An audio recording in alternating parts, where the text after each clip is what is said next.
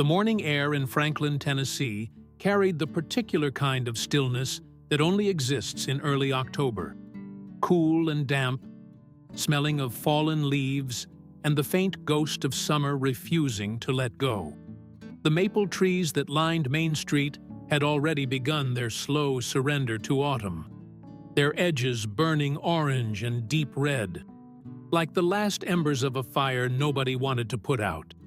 A handful of pickup trucks were parked outside Dotson's diner, their engines still ticking from the short drive across town, and from inside came the steady hum of conversation and the rich smell of coffee and bacon grease that had soaked into the walls over 43 years of business. Bobby Callahan sat alone at the corner booth.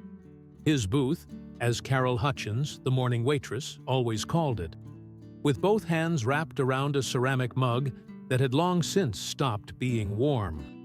He was staring at nothing in particular, his pale blue eyes fixed somewhere beyond the window, beyond the street, beyond the ordinary rhythm of a Thursday morning, in a town that had never asked too much of him and had never given him too much in return.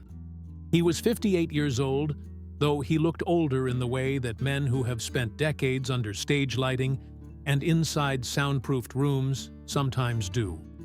A certain hollowness around the eyes, a tension in the jaw that never fully released, the kind of face that has witnessed too many things it cannot talk about. His hair was silver white now, thick and slightly too long, and he wore the same kind of clothes he had always worn. Dark jeans, a worn flannel shirt in muted green plaid, boots that had been re-soled twice and still refused to quit. "You want to warm up on that coffee, Bobby?" Carol called from behind the counter, not looking up from the order pad she was scribbling on.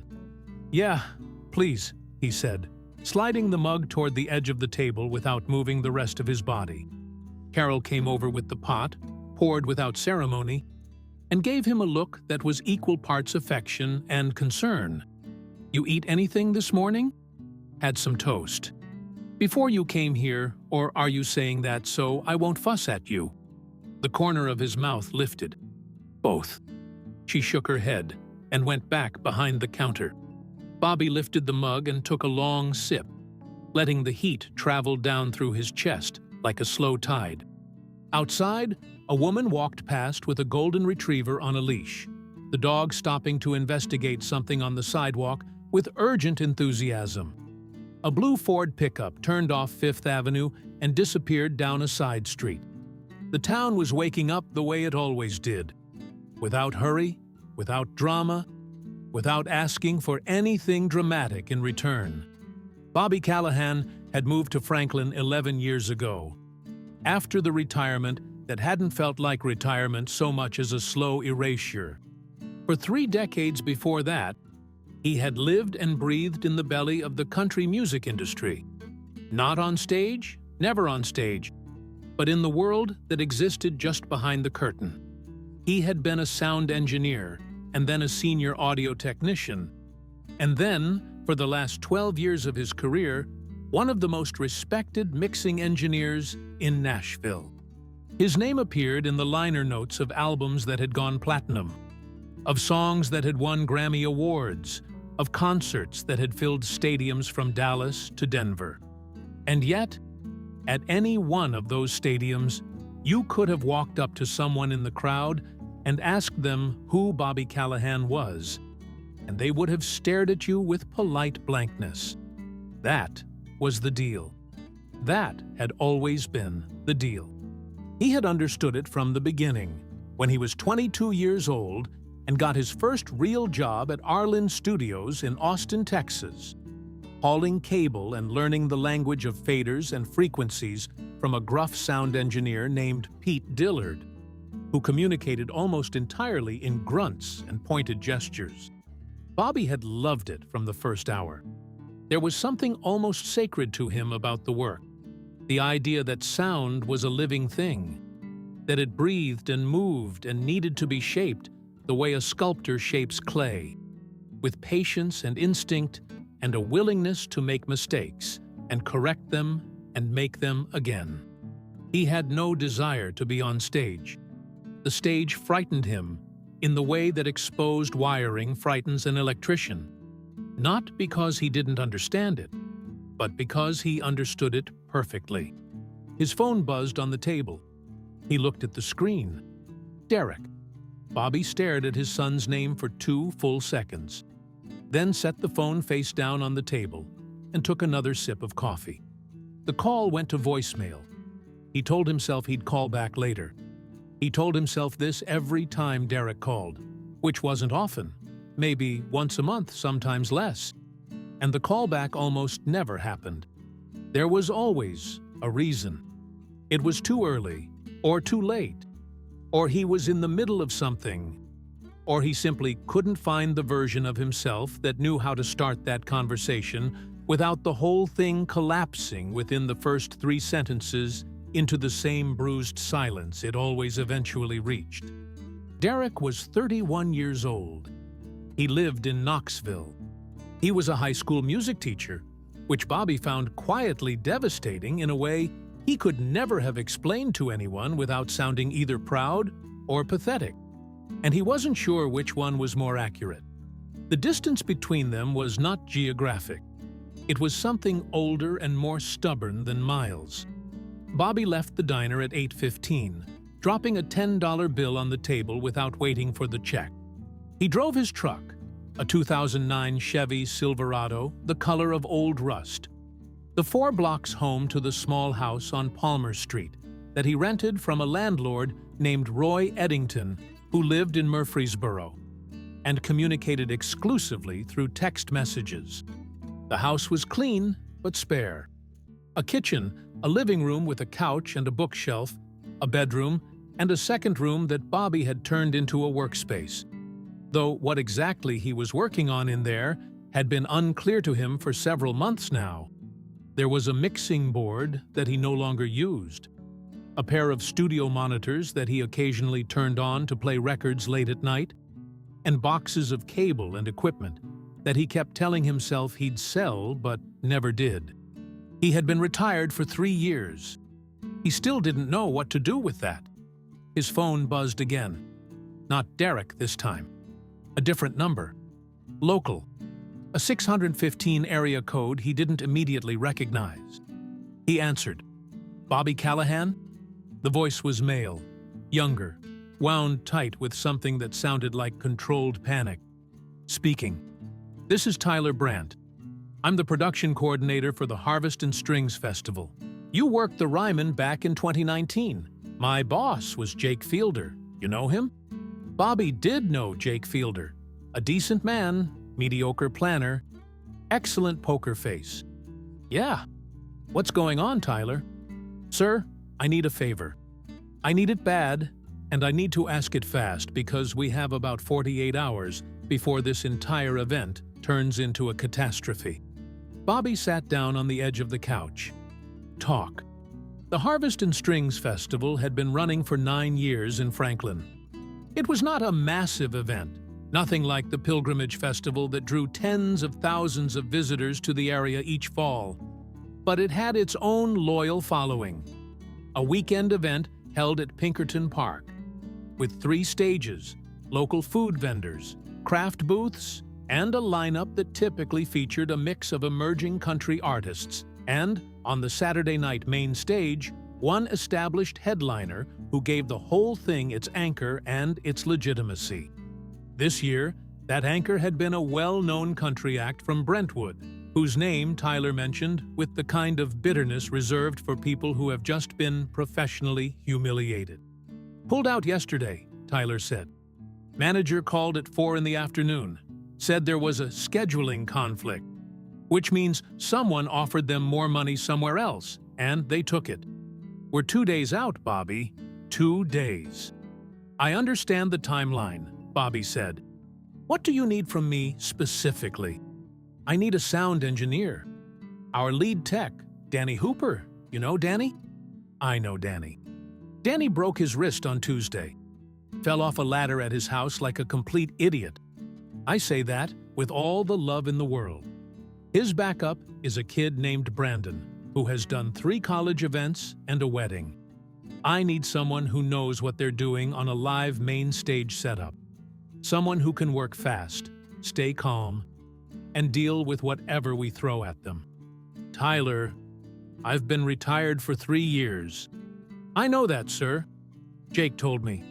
He also told me you were the best he'd ever seen, and that if I was ever in a real bind, I should call you before I called anyone else.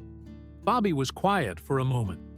Through the window of his living room, a pair of sparrows landed on the porch railing, considered the morning, and flew away again. "Who's the headliner now?" he asked. There was a brief pause on the other end.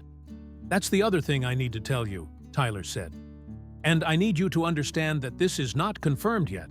It's a 90% thing, but we have a contact who reached out to George Strait's management last night, and—" Bobby stood up from the couch so fast that his knee hit the coffee table. "Say that again." "George Strait. His people are saying he's available Saturday evening, and that under the right conditions, he might be willing to do something small, something low-key, nothing elaborate. The word they used was intimate. But, Bobby," Tyler's voice dropped slightly, "he's not doing a full production. No riders, no full band setup, minimal tech requirements. They specifically said they want the simplest possible setup. Good sound, good monitors, nothing flashy." They said the word minimum 3 times in the conversation. Bobby Callahan stood in the middle of his living room, one hand pressed against the side of his jaw, and felt something move through him that he hadn't felt in a very long time. It wasn't excitement, exactly. It was older than excitement. It was something closer to recognition. The particular sensation of the past reaching forward and touching the present with cold, deliberate fingers. "Bobby," Tyler said, "you still there?" "Yeah," he said, "I'm here." "Will you do it?" Bobby looked around his living room, at the sparse furniture, the empty shelves, the quiet that had settled into every corner of his life, like dust on equipment nobody was using anymore. "I'll do it," he said. "Send me the site specs and the gear list by noon." He hung up the phone and stood there for a long moment. Then he walked to the second room, the workspace, and sat down in front of the mixing board he hadn't touched in months. He didn't turn it on. He just put his hands on the faders, feeling the familiar resistance of the knobs beneath his fingers, and breathed. George Strait. The name moved through him like a chord, struck in a room with perfect acoustics, resonating long after the initial sound had faded, filling every corner, finding every hollow space. Bobby closed his eyes. San Antonio, 1987. A studio not much larger than a generous closet. The smell of cigarette smoke and old carpet, and the particular electrical warmth of analog equipment running at full capacity. A young man with a white cowboy hat, and a voice that sounded like it had been poured rather than sung. Smooth and unhurried, and devastatingly true. And a 23-year-old Bobby Callahan, barely out of his apprenticeship, sitting behind a console that was held together partly by talent and partly by prayer, trying to capture something on tape that he instinctively knew was extraordinary. He had never told anyone the full story of that night. Not his wife Linda, God rest her, not his colleagues, not Derek, especially not Derek. He opened his eyes. The mixing board was still in front of him, patient and silent as it always was. "All right," Bobby said quietly, to no one. He got up, went to the kitchen, poured the rest of his coffee down the drain, and started making a fresh pot. He had work to do. The gear list Tyler Brandt sent over at 11:58 was, as promised, modest by professional standards. But modest in the way that a simple melody played by a master pianist is modest. Deceptively straightforward, with no room for error.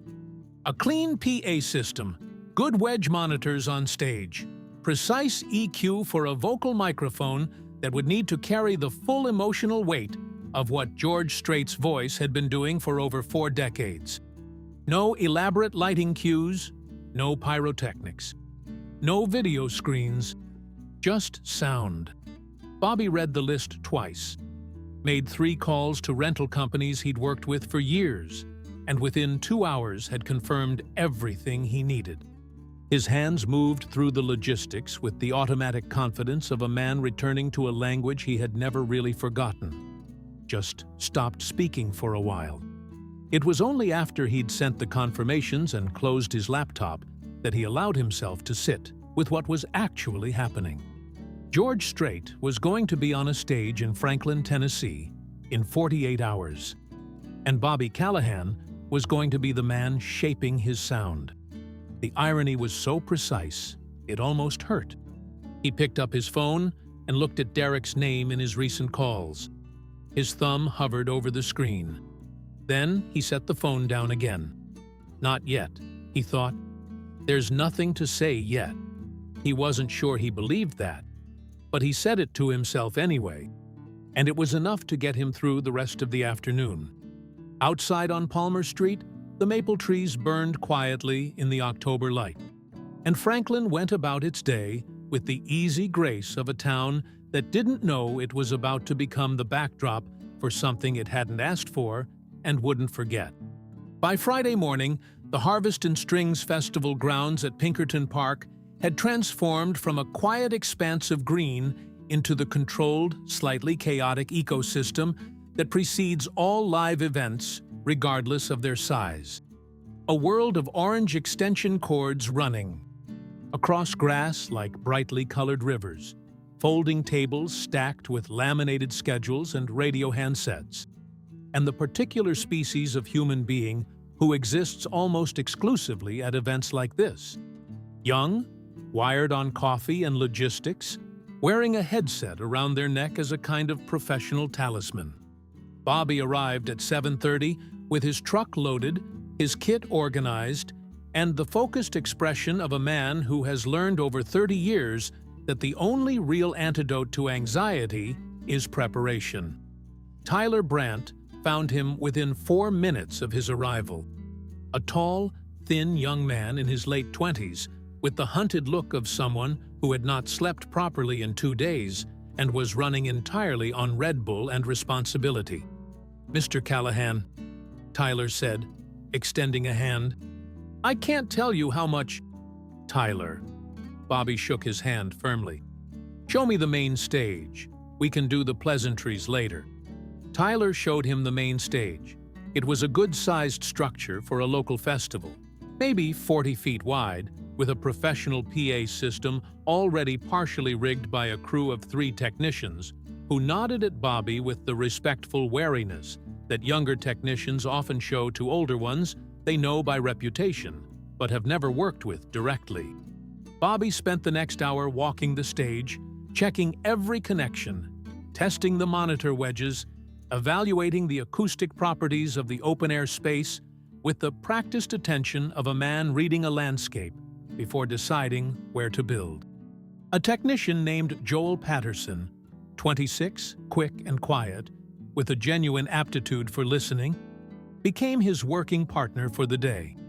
Bobby recognized talent in under 10 minutes and assigned Joel tasks with the efficient directness that had always been his professional signature. "You run the monitor board?" Bobby asked. "Yes, sir. For the last 4 years." "You ever mix for anyone whose voice is in the Country Music Hall of Fame?" Joel blinked. "No, sir." "Then listen more than you talk today. You'll be fine." By noon, the main stage was sounding clean and strong. Bobby stood at the front-of-house position, a raised platform about 60 feet back from the stage, and ran a series of tests while Joel handled the monitors, the 2 of them communicating through earpieces with the economical shorthand of technicians who understand that in live sound, unnecessary words are their own kind of noise.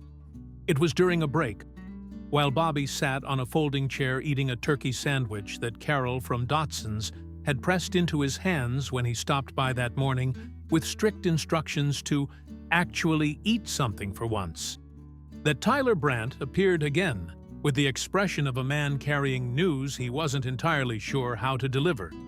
"It's confirmed," Tyler said, sitting down on the grass beside Bobby's chair, with the boneless collapse of someone whose legs had finally had enough.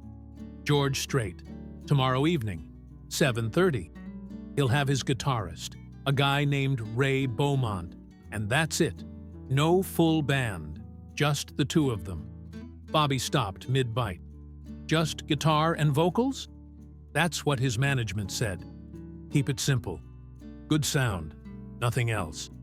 They've been very clear about the minimum thing." His manager, guy named Carl Whitfield, called me this morning and said, and I'm quoting here, "George doesn't need production. He needs clean sound and decent monitors. Give him those things and stay out of his way." Bobby set the sandwich down on the paper bag and looked at the stage for a long moment. "Okay?" he said. "Okay?" Tyler looked at him with the desperate gratitude of a man who had been bracing for complications. "That's all? Okay? That's all. 2 inputs, vocal mic and the guitar direct. That's the cleanest mix you can run. It also means every imperfection is audible, so we do it right the first time." Tyler nodded, visibly relieved, and left to attend to one of the 17 other crises that were presumably queued up behind this one. Bobby picked up his sandwich again and ate the rest of it slowly, watching a family set up lawn chairs near the smaller stage on the far side of the park. A father, a mother, 2 small kids who kept running away from the chairs and being retrieved. The ordinary choreography of a day out. He watched them without sentimentality. Or at least he tried to. His phone buzzed. Derek again. This time, Bobby answered before he'd made a conscious decision to do so. "Hey," he said. A pause. Then, "Hey, Dad." Derek's voice was 31 years old, and still somehow managed to contain, in its inflection on that single word, Dad, the entire complicated history between them. The years when Bobby was on the road for months at a time and missed birthdays and school plays, and the particular kind of ordinary Tuesday evening that turns out to be the most important thing a child remembers. The year Linda got sick.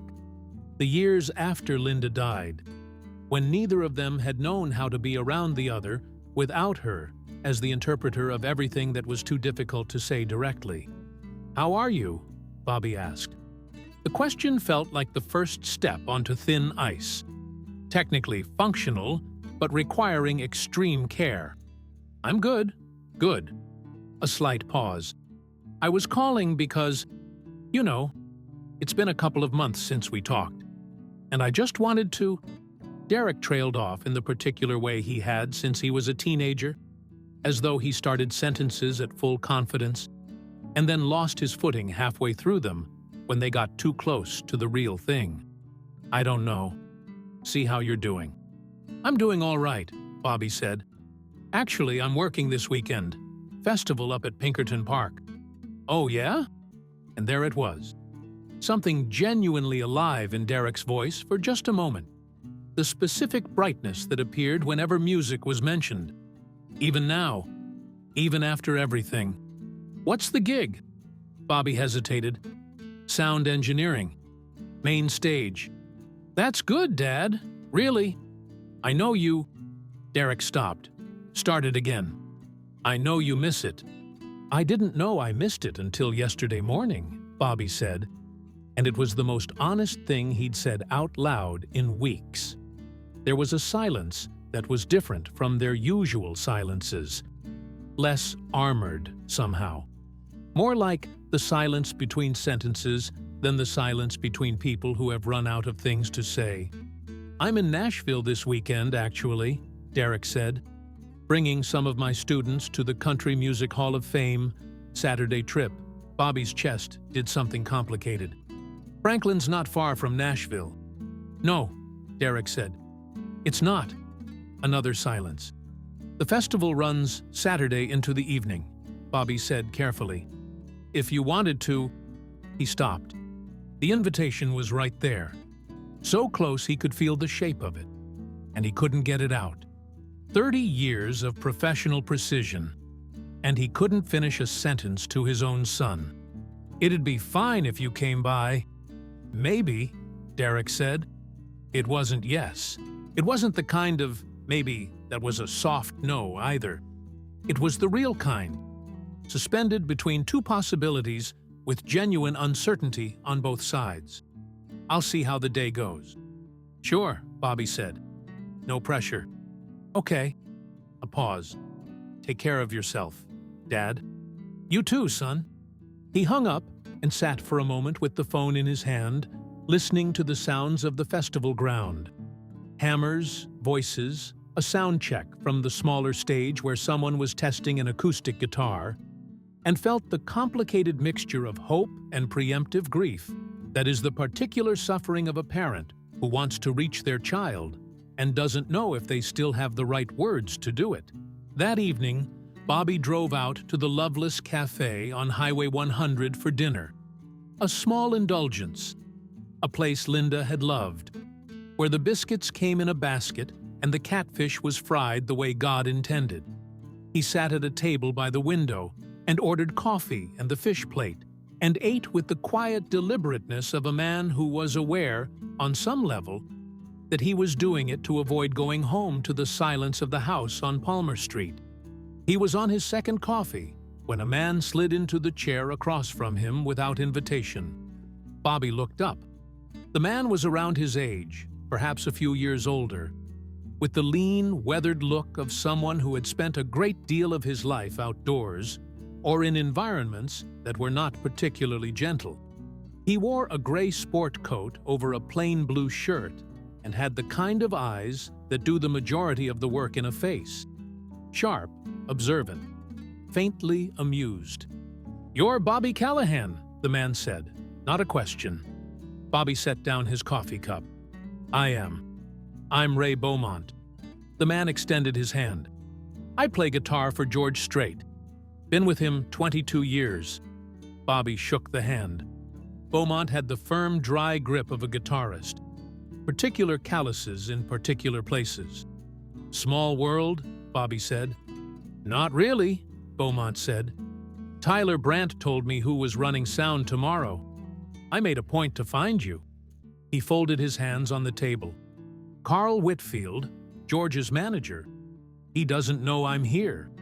This is personal." Bobby waited. Beaumont looked at him steadily. "I know who you are, Bobby. Not just as a sound engineer. I mean, I know the other part." The air in the restaurant suddenly had a different quality to it.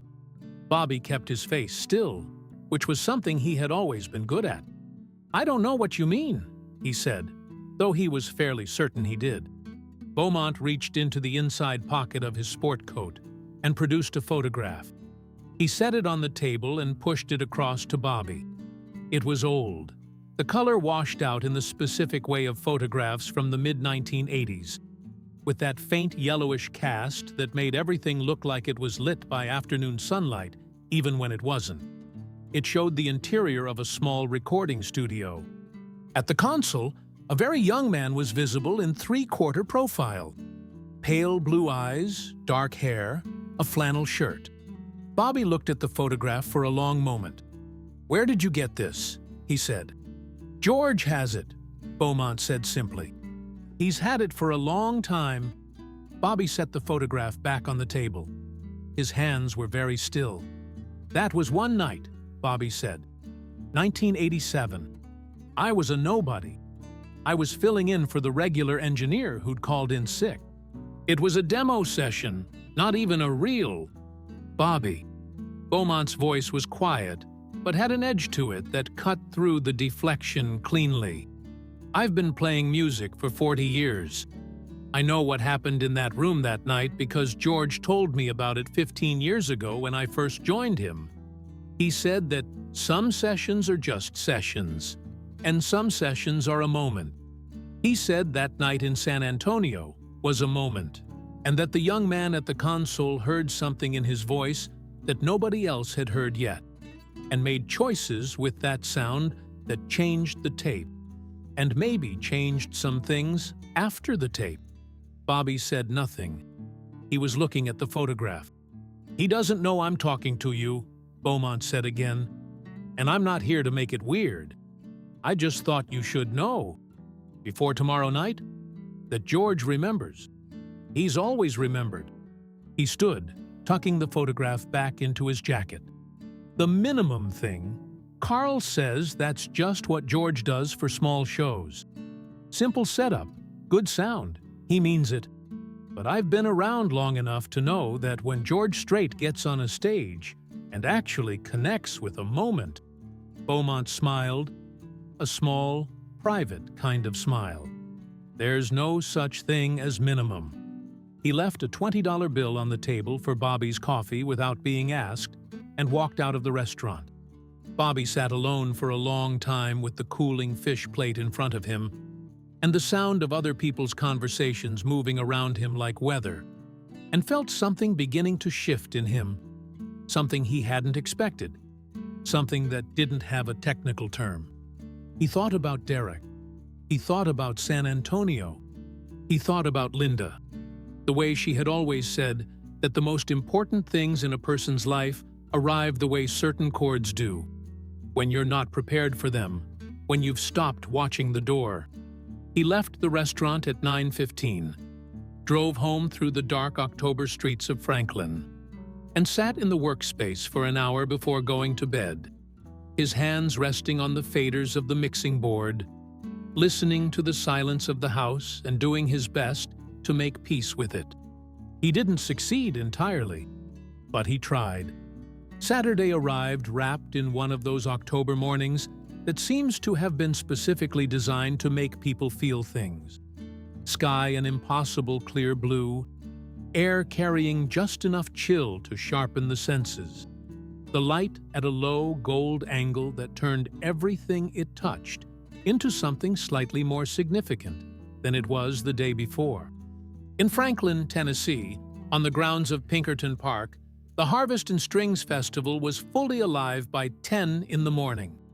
The smaller stages were running their daytime programming, emerging artists working through their sets for audiences that grew steadily through the afternoon. The smell of smoked pulled pork and kettle corn drifting across the grounds, children running between vendor tents with the joyful purposelessness that is the exclusive gift of children at outdoor events. It was, by all reasonable measures, a good day. The kind of day that a festival organizer looks at with cautious gratitude, knowing that weather and crowds and logistics have aligned in a way they never quite take for granted. Bobby Callahan spent the morning at the front of house position doing what he had always done best: preparing. Joel Patterson arrived at 8, and the two of them worked through the morning in efficient, near silence, dialing in the main stage system with the methodical precision of surgeons, running tones, adjusting delays, EQing the space, learning the particular acoustic personality of the park's main stage area, the way you learn a new room. By listening to it, by asking it questions with sound, and interpreting its answers. At 11:30, Tyler Brandt appeared at the front-of-house platform with the expression of a man who has just received information he's not sure how to handle. "George's team arrived," he said. "Ray Beaumont and a road manager named Dale Hutchinson. And..." Tyler lowered his voice slightly, even though there was no one close enough to hear him. "George is here." Bobby kept his eyes on the board. "Okay. He's in the production tent. He wants to do a quick sound check at 2 o'clock. Tyler paused. "Carl Whitfield called me this morning. He reminded me again, and I'm directly quoting him. Minimal setup, no fuss, clean sound. He said George specifically does not want anything elaborate. He wants to walk out, do his set, and walk off. His words, George will give them what they came for. Just give George good sound. That's what I'm doing," Bobby said. Tyler nodded and retreated. Bobby continued working. It was Ray Beaumont who came to the front of house first, at 1:15. He walked up to the platform and stood beside Bobby without announcing himself, studying the board for a moment with the quiet assessment of a musician who has spent enough years around sound engineers to have developed a working understanding of what he's looking at.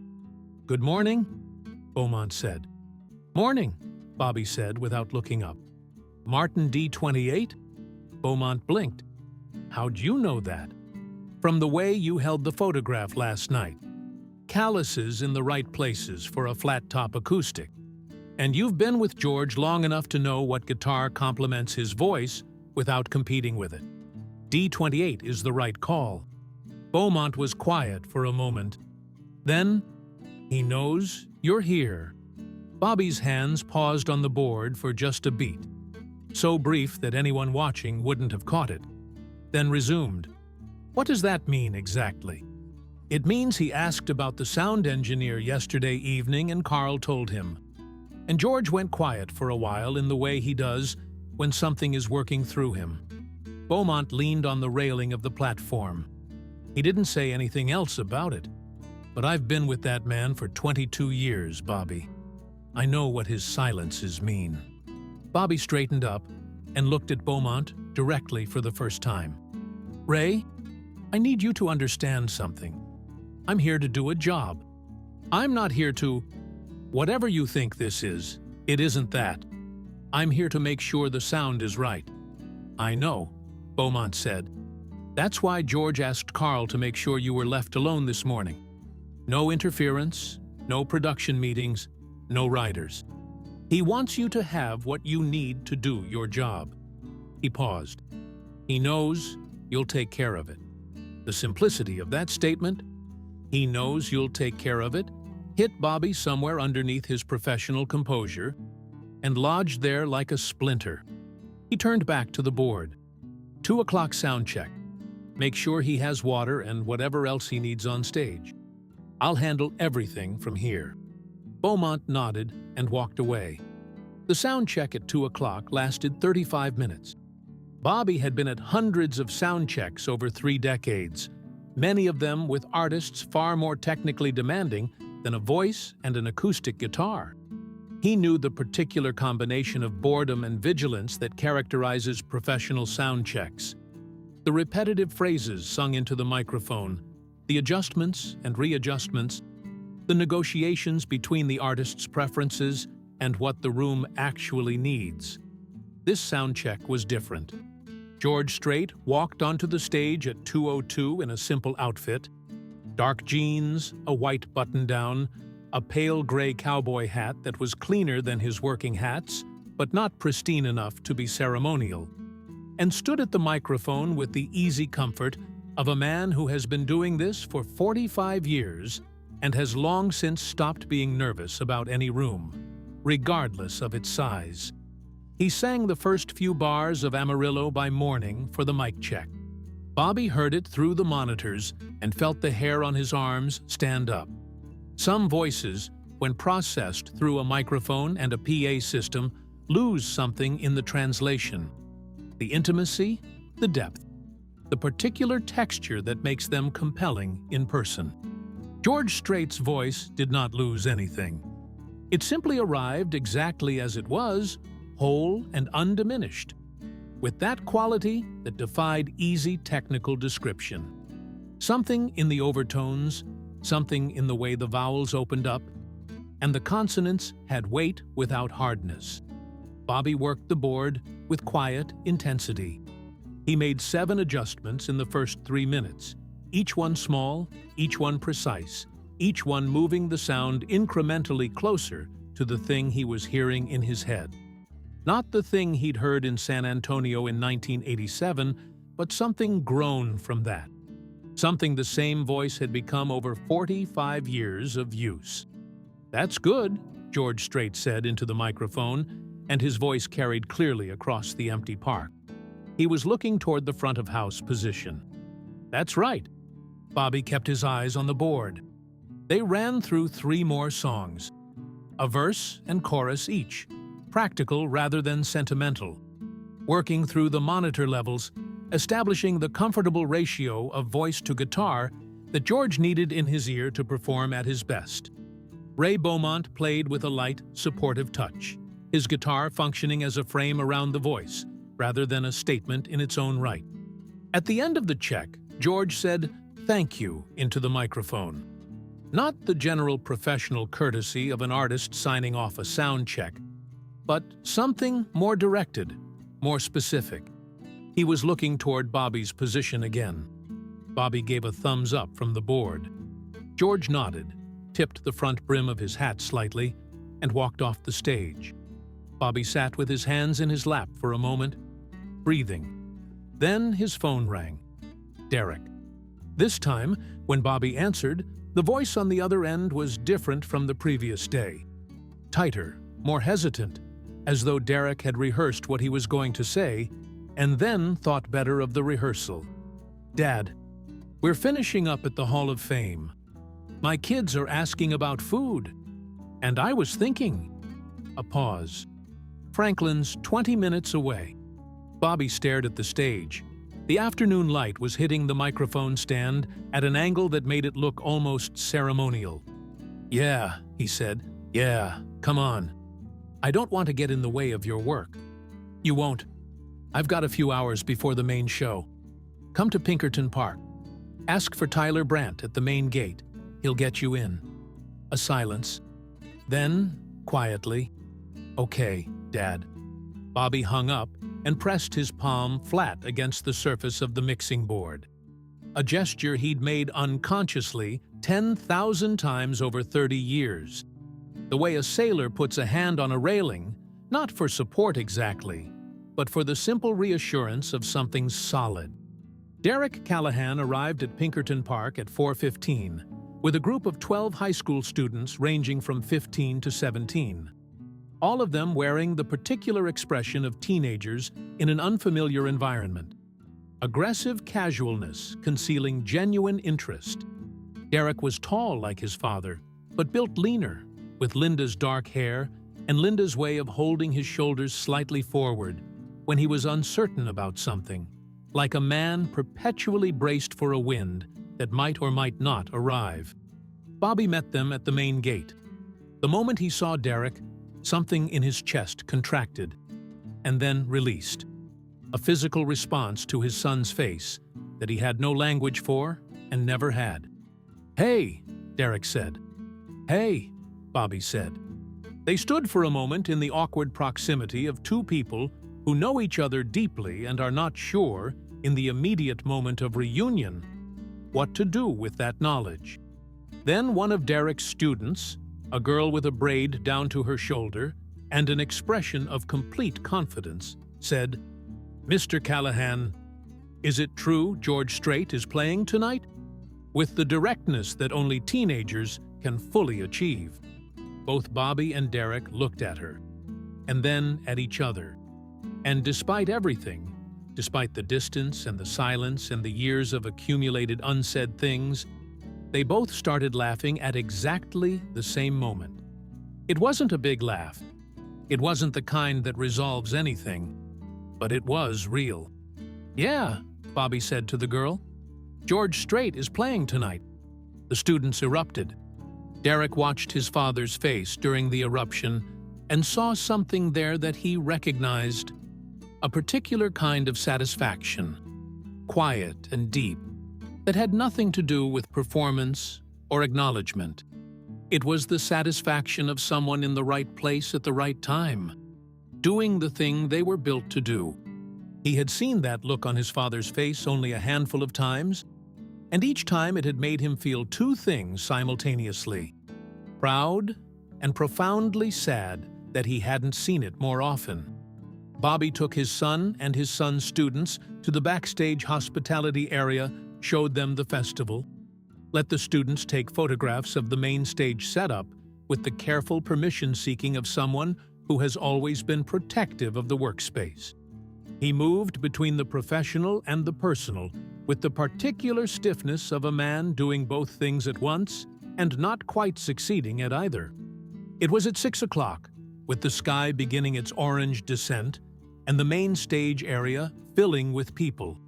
More than 3,000 had gathered by now, more than anyone had expected, the word apparently having traveled, that Derek and Bobby found themselves alone for a few minutes while the students were eating at a food truck and the festival crowd swelled around them. They stood side by side at the edge of the crowd. The speakers were playing recorded music between the afternoon sets. Someone was selling glow sticks to children near the vendor row. The air smelled of wood smoke and fried food, and the particular sweetness of fall grass. "You look good," Derek said. "I look old," Bobby said. "You look like you're doing something you care about." Derek was quiet for a moment. "I didn't know you still. I thought you'd put it all away." "I thought I had too." Bobby looked at the stage. "Turns out, you don't put things away. You just stop looking at them." Derek turned toward his father slightly. "Dad." "I know," Bobby said. "I don't think you do." "Derek, I'm not angry." Derek's voice was steady, careful. "I want you to know that. I was angry for a long time. I'm not anymore. I just—" He stopped. The crowd moved around them. A child ran past, chasing another child.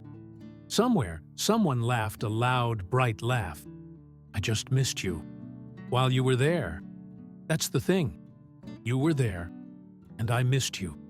Does that make sense?" Bobby's jaw tightened. His eyes stayed on the stage. "Yeah," he said, and his voice was rougher than he intended. "It makes sense." "I'm not looking for an apology," Derek said. "I just needed you to know that." Bobby turned and looked at his son for a long moment. Really looked. The way he hadn't permitted himself in years, taking in the fullness of who Derek had become. The music teacher. The man. The version of himself and Linda distilled into someone else entirely. "I should have been better," Bobby said. It wasn't the most eloquent thing he'd ever said, but it was the truest. "I should have been home more. I know that." Derek nodded slowly. Not forgiveness yet. That was a longer road, and they both knew it. But something had been opened. A window in a room that had been sealed for too long. "Come watch the show from the board tonight," Bobby said. "I want you to hear it from there." Derek was quiet for a beat. "Okay," he said. The sky turned another shade of orange. The crowd around them kept growing. By 7 o'clock, the main stage area at Pinkerton Park held something close to 4,000 people. Tyler Brandt had told Bobby at 5 that the word had spread beyond their normal audience. Social media posts from earlier in the day, confirming what several people had already suspected from the equipment setup and the unusual quiet surrounding the production tent. Franklin locals, Nashville day trippers, country music faithful, who had driven in from Brentwood and Murfreesboro and Spring Hill, all drawn by the specific gravity of a name that still meant something fundamental to a generation of Americans who had grown up with his voice as the soundtrack to the most significant moments of their lives. The crowd was different from typical festival crowds. Older, largely, not exclusively, but the majority were men and women in their 40s, 50s, 60s, many of them in couples, many of them wearing cowboy hats that weren't performative costumes but actual hats worn by actual people who had owned them for years.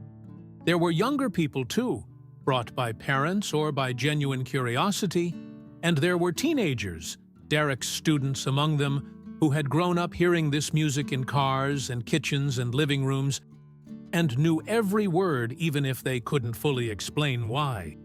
Bobby stood at the front-of-house position and watched the crowd, the way he always watched crowds in the minutes before a show. Not performing surveillance, but taking the emotional temperature of a room. He had learned over 30 years that a crowd has a frequency, a collective emotional resonance that a skilled sound engineer can feel the way a musician feels the key a room wants to play in. This crowd's frequency was warm and deep and slightly tender. The particular resonance of people who had shown up not for spectacle, but for something closer to communion. Derek was standing at the back corner of the front-of-house platform, just behind and to the right of Bobby's position. He had his hands in the pockets of his jacket and was watching the stage with an expression Bobby recognized.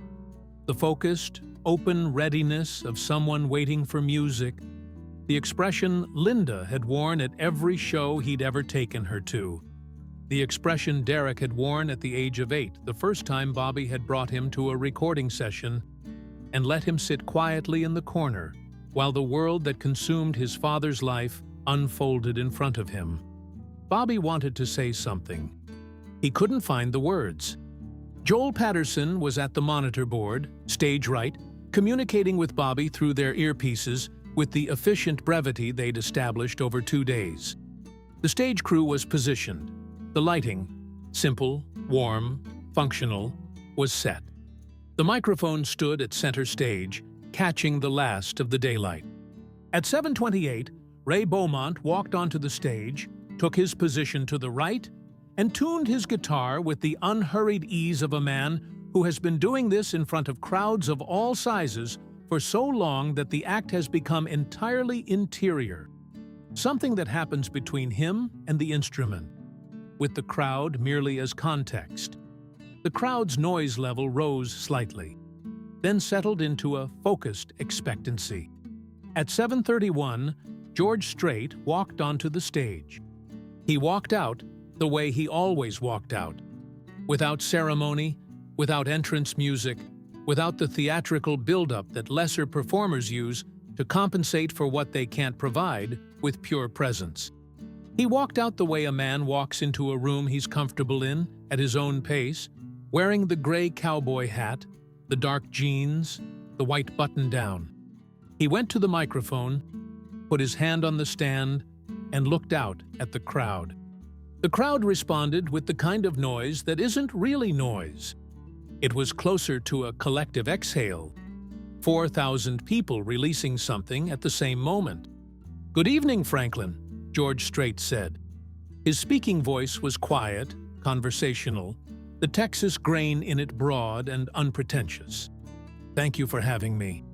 4,000 people told him, simultaneously and at significant volume, that the gratitude was mutual. He smiled, a real one, the kind that reaches the eyes, and looked at Ray Beaumont, who gave the slightest nod, and they began. The chair. Bobby had the mix ready. He had been ready for 2 hours. But the moment George Strait's voice came through the PA, full and clear and exactly as it had sounded in the sound check, but now carrying something additional, the electric quality that live performance adds to a voice when a performer is genuinely present. Bobby made 3 small adjustments in the first 4 bars, instinctive and immediate, the way a photographer adjusts focus, not correcting anything wrong, but sharpening what was already right. From the back corner of the platform, Derek watched his father's hands on the board. He had spent his entire adult life teaching music, studying how sound works, understanding in theoretical and practical terms the relationship between a performer and the technical infrastructure that carries their voice to an audience. And yet watching his father work, the economy of motion, the absolute precision, the quality of attention that narrowed everything else out of existence, he understood for the first time, viscerally and irreversibly, what his father actually did. Not what he did professionally, what he did, what the work was, underneath the technical language and the equipment, and the career. He was listening, not passively, with his whole body, with every instrument of perception he had, translating what he heard into physical adjustments that served the music rather than imposing on it, making himself into something transparent, a conduit rather than an obstacle. Derek felt something loosen in his chest. George Strait played 4 songs in the first portion of the set: The Chair, Oceanfront Property, Easy Come Easy Go, Check Yes or No. And each one landed on the crowd the way certain songs only can when they're performed by the person who made them part of people's lives. You could see it on faces in the crowd. The involuntary, private thing that happens when a song enters a specific personal memory, the slight closing of the eyes, the hand that reaches for the hand beside it, the mouth that opens to sing along and then stays open for a moment longer than necessary because something has arrived that wasn't entirely expected. Bobby worked the board through it all with complete concentration, the crowd and the stage and the October evening existing as peripheral data, while the sound itself was the only thing that fully claimed his attention. He was aware of Derek behind him. He was aware of something building in the set, a quality of increasing presence. The particular thing that Beaumont had mentioned the night before, when George Strait actually connects with a moment. Between the fourth and fifth songs, George stepped back from the microphone slightly and turned toward Ray Beaumont. They exchanged a few words inaudible to anyone beyond the stage. Beaumont nodded. George turned back to the microphone. "I want to do something a little different for a minute," George said. The crowd was quiet. The park was quiet. Even the distant sounds of the rest of the festival seemed to have dimmed. "I've been doing this for a long time. Longer than some of y'all have been alive." A small, warm laugh from the crowd. "And in all that time, I've been in a lot of rooms, a lot of studios, a lot of stages, and every once in a while, you're in a room with somebody who hears something in your voice that you don't quite know how to hear yourself yet, and those moments matter more than most people ever know." Bobby's hands went still on the board. "I'm not going to make a production of this," George said, and his voice was exactly as Bobby had always understood it. Honest to the point of discomfort, without performance or artifice. "But there's a man working the soundboard tonight who was in one of those rooms with me a long time ago. A room in San Antonio, Texas, 1987. He was 23 years old, and he was the best ear in the room. And what he did with my voice on that tape was something I've never forgotten." He paused. "Bobby Callahan, I don't know if you can hear me from wherever you are, but thank you." 4,000 people turned to look toward the front-of-house position. Bobby stood completely still at the board, both hands flat on the surface, and felt the world rearrange itself slightly around him. The way certain sounds can do, the way certain moments of recognition, arriving without warning, make the architecture of ordinary life briefly visible in a way it isn't most of the time. From behind him, he heard Derek say, very quietly, barely audible over the crowd, "Dad." Bobby didn't turn around. His jaw was tight. His eyes were bright with something he had not expected, and was not prepared for, and was not going to apologize for. He raised his right hand from the board and lifted it, a small wave, more acknowledgement than performance, in the direction of the stage. George Strait nodded from the microphone. Then he said, "This one's for the people who do the work that nobody sees." And he started playing "Carrying Your Love" with me. If the first 4 songs had been excellent, what happened from that moment forward was something categorically different. Bobby heard it immediately. A shift in the voice, subtle but profound. The way a singer shifts when they are no longer performing to an audience, but performing from something inside them. The technical term for what changed in George Strait's voice during that song was meaningless compared to the experiential reality of it. He was singing with the full weight of whatever that moment had cost him, whatever it had opened, and the result was a sound that moved through the PA system and through 4,000 people like weather. Bobby worked the board with everything he had. He wasn't making the sound. He never made the sound. That had never been what this work was.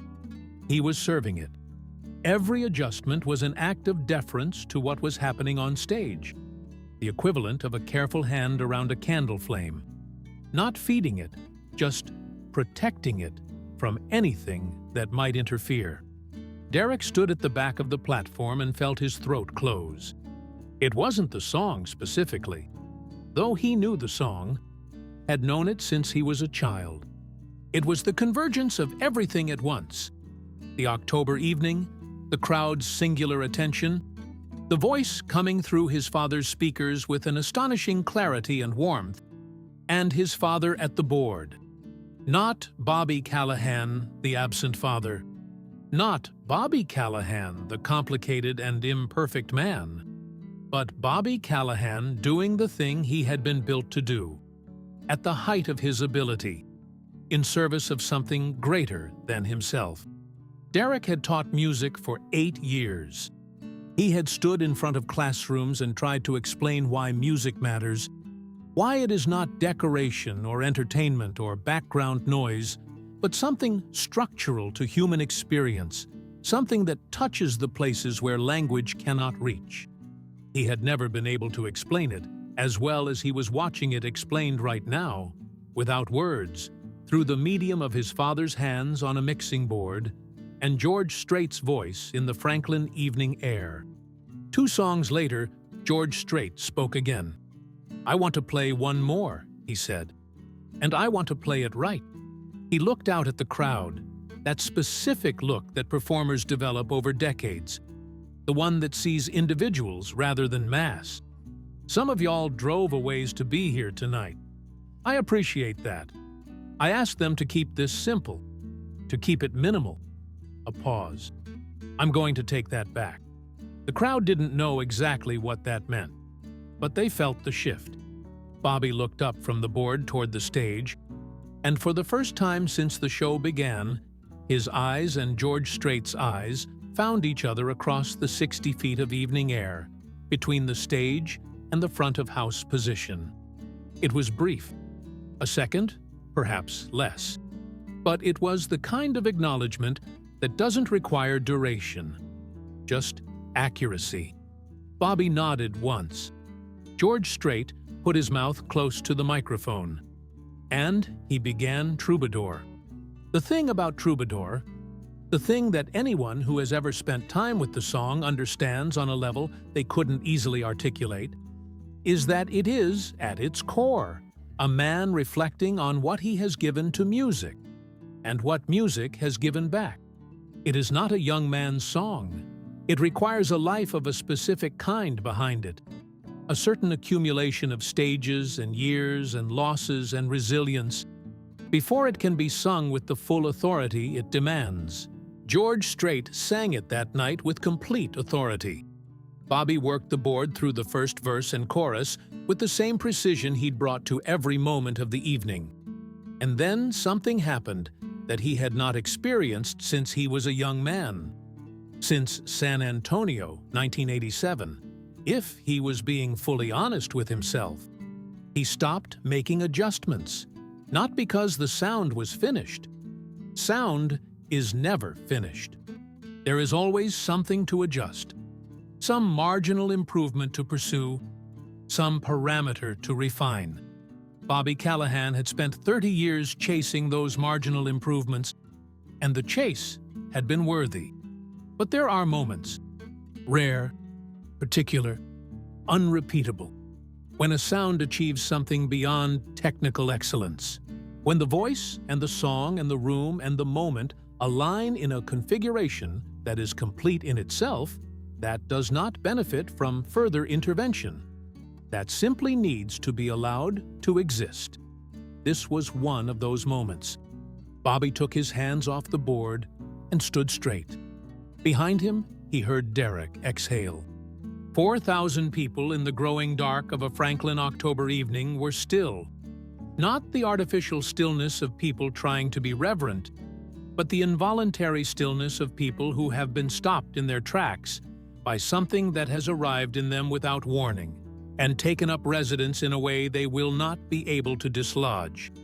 George Strait sang the chorus of Troubadour, and the words moved through the air and through the PA system and through Bobby's speakers with a clarity that was not the product of equipment or engineering or professional excellence, though it was also those things.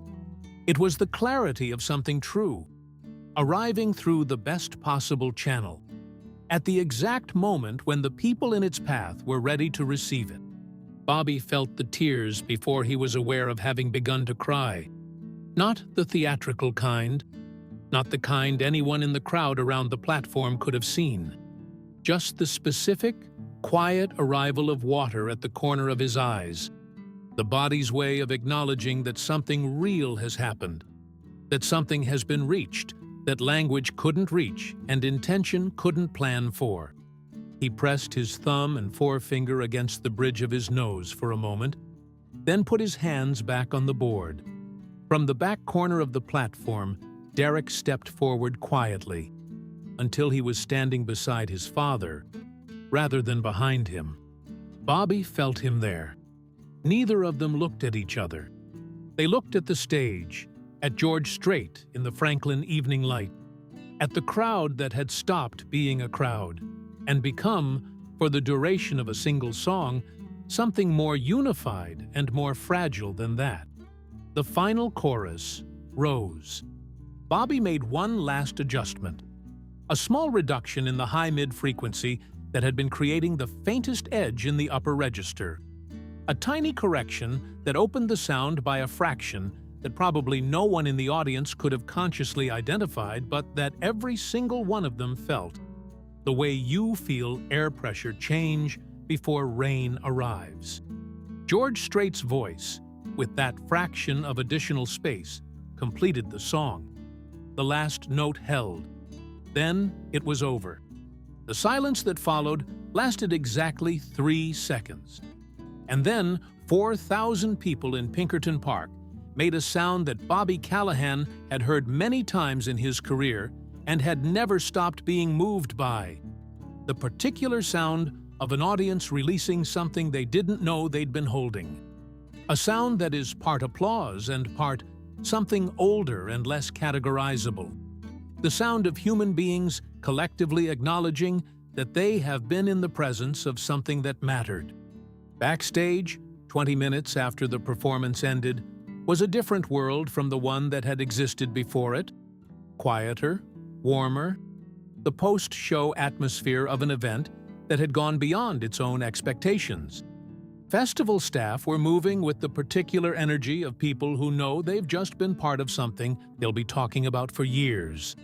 Tyler Brandt was conducting 3 conversations simultaneously on different devices with the manic efficiency of a man whose crisis had been transformed into triumph and was still figuring out how to hold that. Bobby was breaking down the front-of-house position with Joel Patterson's help, methodical and unhurried, when he heard footsteps on the platform and looked up. Ray Beaumont was standing at the edge of the platform. Behind him, slightly further back, was a man in a gray cowboy hat. Bobby set down the cable he was coiling. Joel Patterson glanced up, registered who was standing there, and said with admirable professionalism, "I'll finish this, Mr. Callahan," and quietly made himself scarce. George Strait walked up onto the platform and extended his hand. Bobby shook it. For a moment, neither man said anything. They were close in age. George was a few years older, and they had the particular ease of men who have spent their lives in the same world without ever quite occupying the same room. 2 people whose paths had intersected once in a way that had mattered and then diverged for nearly 4 decades before arriving, without plan or intention, at this exact point. "Bobby Callahan," George Strait said. His voice was the same as it always was. Warm, unhurried, honest. "George," Bobby said, "that was good sound tonight." "That was good singing tonight?" George smiled. "Fair enough." He looked at the mixing board, then back at Bobby. "I've thought about that session a lot over the years. You probably didn't know that." "I didn't," Bobby said. "You made choices that night that I wouldn't have known to ask for. You were listening in a way that—" George paused, searching for the right words with the patience of a man who has always preferred accuracy to speed. "You heard something I hadn't figured out how to say yet, in my own voice, and you put it on tape before I could second-guess it." He looked at Bobby steadily. "That matters. That kind of listening matters." Bobby was quiet for a moment. The crowd noise from the park had softened to a distant, satisfied murmur. The October air moved through the trees at the edge of the grounds, with a sound like pages turning. "I appreciate that," Bobby said. "More than you know." George nodded once, the precise and sufficient nod of a man who means what he says and knows when it has landed. Then he looked past Bobby's shoulder. Derek was standing at the bottom of the platform steps. Bobby turned. His son was looking at him with an expression that Bobby had not seen on Derek's face since Derek was a child. Open, unguarded, the defensive architecture entirely lowered. He had been crying. Not dramatically, not in a way he was trying to hide. Just the evidence of it still on his face. Quietly honest. "Mr. Strait," Derek said. His voice was steady. "I'm Derek Callahan, Bobby's son." George Strait stepped down from the platform and extended his hand. "Derek, your father talks like a man who doesn't say much, but his work says plenty." He glanced between the two of them with the perceptive ease of a man who has spent a lifetime reading rooms and the people in them. "You teach music?" Derek blinked. "Yes, sir. High school. Knoxville." "Good work," George said simply. "The world needs people who teach it to listen." He looked at Bobby one more time, and in that look was the entirety of what the evening had been.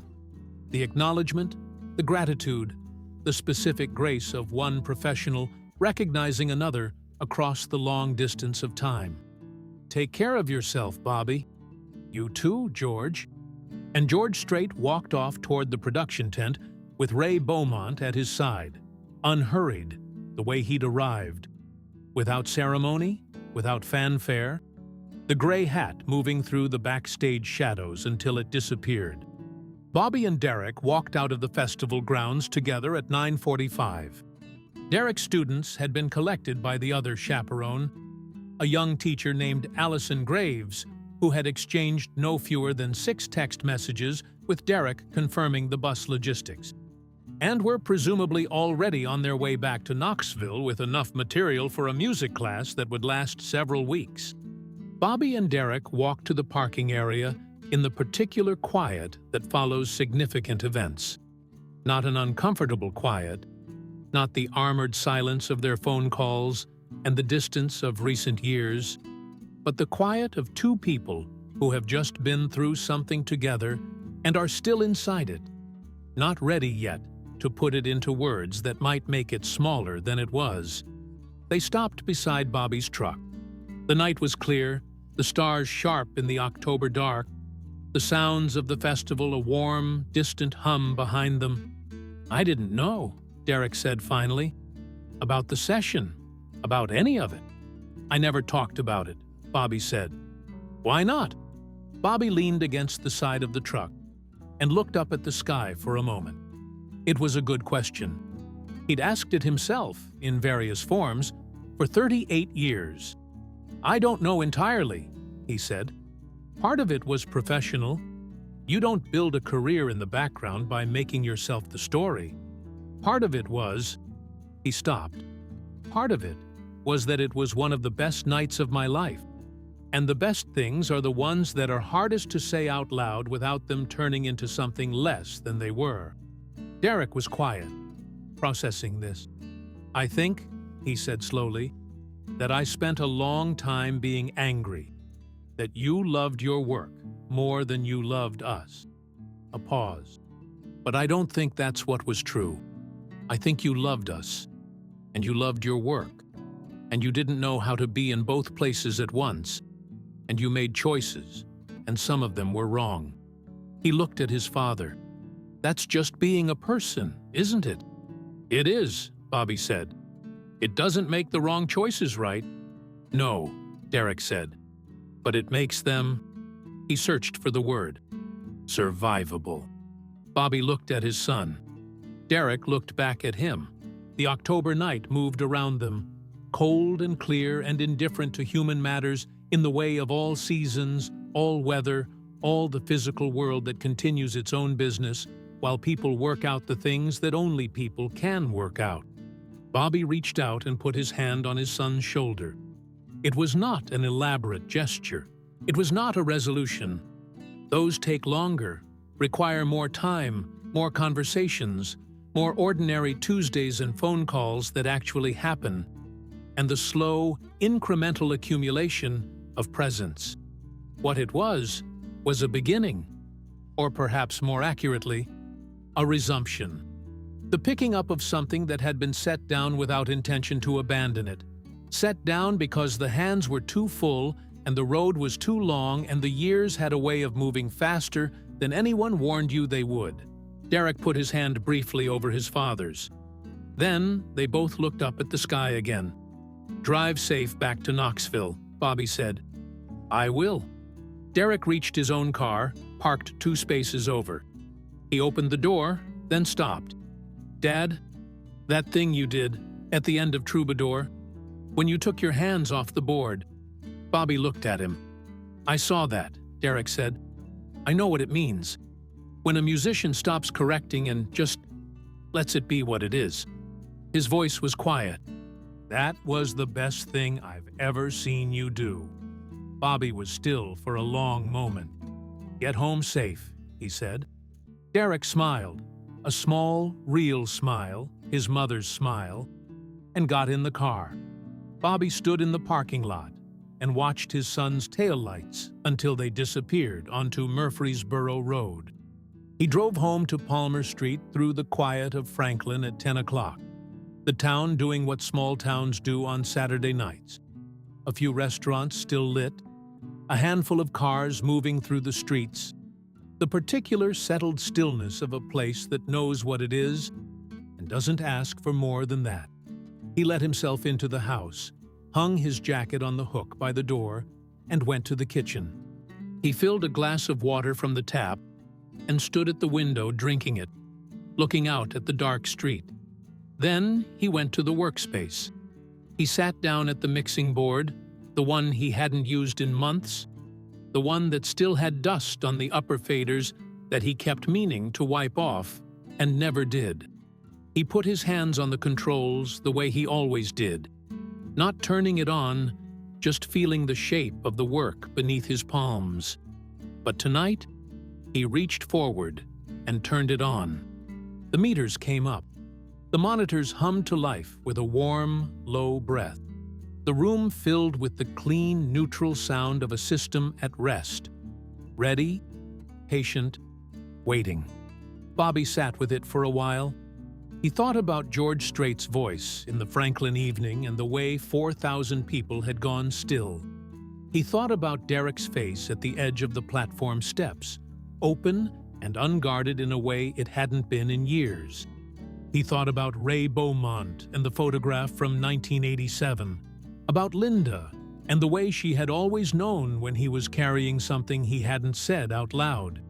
He thought about a young man in a flannel shirt sitting behind a console in San Antonio, hearing something extraordinary and knowing, with the absolute wordless certainty that is the truest form of knowledge, that his only job was to get out of the way of it. He thought about what Derek had said. "That was the best thing I've ever seen you do." Bobby Callahan smiled. Not the polite, managed expression he used in professional contexts. Not the reflexive social response. The real one. Private and unhurried and a little rough around the edges. The smile of a man who has found something he thought he'd lost, and is still working out whether he deserves to have found it. He reached forward and put on a record. Vinyl, a turntable in the corner, the one indulgence he'd brought with him from Nashville. He set the needle carefully in the groove and turned the volume up to the point where it filled the room without overwhelming it.